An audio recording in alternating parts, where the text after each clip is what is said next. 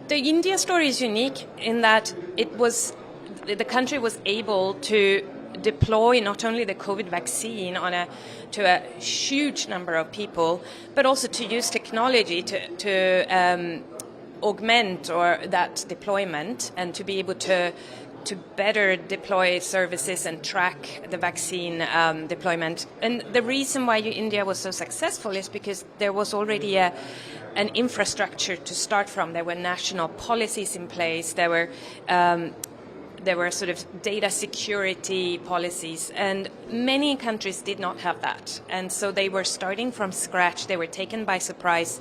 And in a pandemic, you don't want to start setting up these systems in a rush. It really takes time. So many of the other countries, especially low-income countries, were completely unprepared. And when you have a fragile health system already that is already struggling with the numbers of health workers and supply chain, adding digital technologies is difficult.